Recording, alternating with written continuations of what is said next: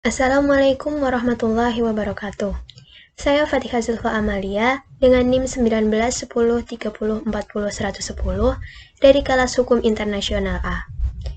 Saya akan memaparkan materi mengenai hukum laut internasional.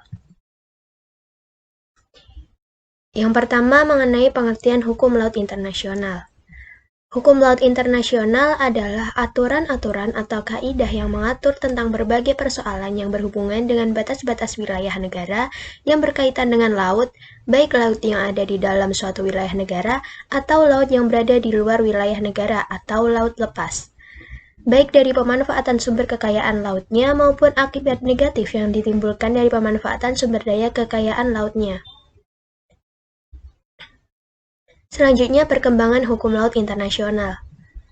Semenjak laut dimanfaatkan sebagai kepentingan jalur pelayaran, perdagangan, dan sebagai sumber kehidupan, para ahli hukum mulai mencurahkan perhatiannya pada hukum laut. Sebelum Imperial Romawi kuno berada dalam masa puncak kejayaannya, Phoenicia dan Rhodes mengaitkan kekuasaan atas laut dengan kepemilikan atas laut.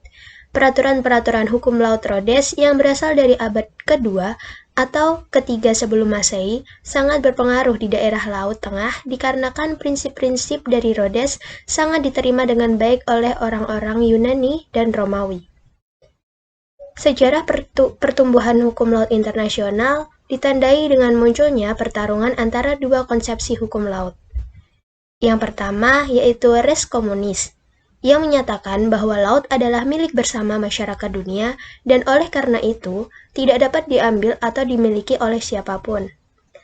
Yang kedua, res nullius, yang menyatakan laut itu tidak ada yang memiliki dan oleh karena itu dapat diambil dan dimiliki oleh masing-masing negara.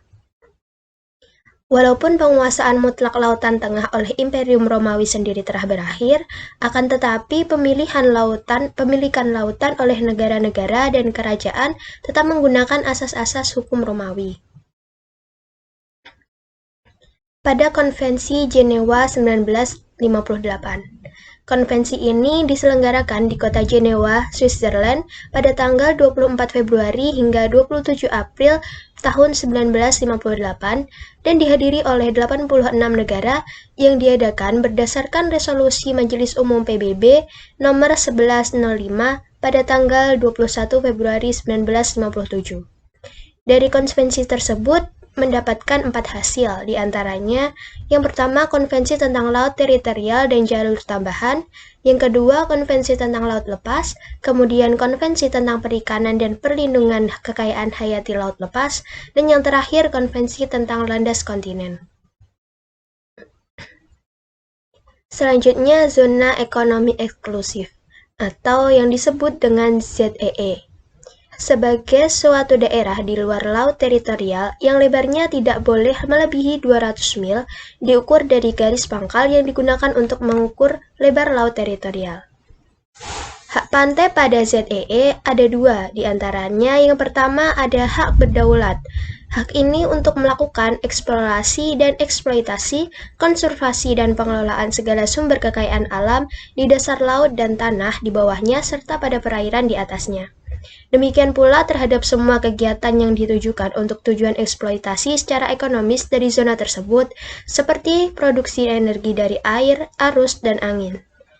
Hak yang kedua yaitu hak yurisdiksi. Sebagaimana yang ditetapkan dalam Konvensi Hukum Laut Internasional atas pendirian dan penggunaan pulau-pulau buatan, riset ilmiah kelautan, serta perlindungan lingkungan laut. Selanjutnya ada landas kontinen. Berdasarkan pasal 76 ayat 1 UNCLOS 1982, dikatakan bahwa landas kontinen negara pantai terdiri dari dasar laut dan kekayaan alam yang terdapat di bawahnya dari area laut yang merupakan penambahan dari laut teritorialnya, yang mencakup keseluruhan perpanjangan alami dari wilayah teritorial ke daratannya ke bagian luar yang memagari garis kontinental, atau sejauh 200 mil dari garis pangkal, di mana garis teritorial itu diukur jika bagian luar yang memagari garis kontinental tidak bisa diperpanjang sampai pada jarak tersebut. Beberapa ketentuan lainnya ada laut pedalaman, zona tambahan, dan laut teritorial. Laut pedalaman yaitu sejenis laut yang merupakan bagian dari sebuah negara dan bukan merupakan laut teritorial. Laut pedalaman yaitu kumpulan dari semua sungai, danau, terusan, dan kumpulan air lainnya di wilayah suatu negara. Sedangkan zona tambahan yaitu suatu jalur perairan yang berdekatan dengan batas maritim atau teritorial tidak termasuk kedaulatan negara pantai, tetapi dalam zona tersebut dapat melaksanakan hak-hak pengawasan tertentu untuk mencegah pelanggaran peraturan perundang-undangan, bea cukai, fiskal, dan keimigrasian di wilayah laut teritorialnya sepanjang 12 mil atau tidak melebihi 24 mil dari garis pangkal.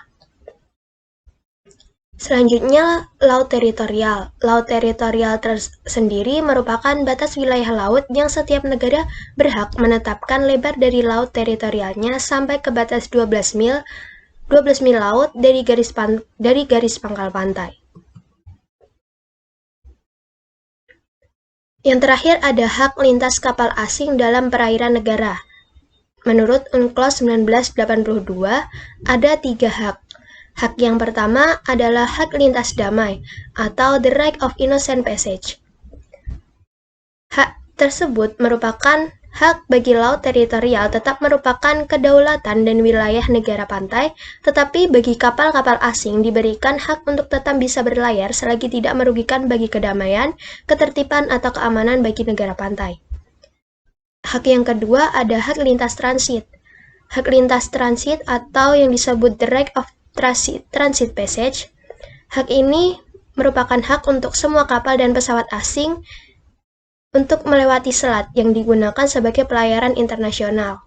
Tidak ada batasan dan jenis kapal atau pesawat, serta kebangsaan kapal dan pesawat, mereka memiliki kebebasan perlintasan yang sama.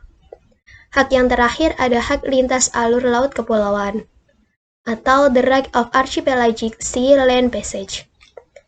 Hak ini merupakan hak pelayaran dan penerbangan secara normal yang hanya dapat digunakan untuk transit yang terus-menerus, langsung dan tidak terhalang dari satu bagian laut bebas atau ZEE dan bagian laut lepas atau ZEE lainnya. Sekian presentasi dari saya. Terima kasih. Wassalamualaikum warahmatullahi wabarakatuh.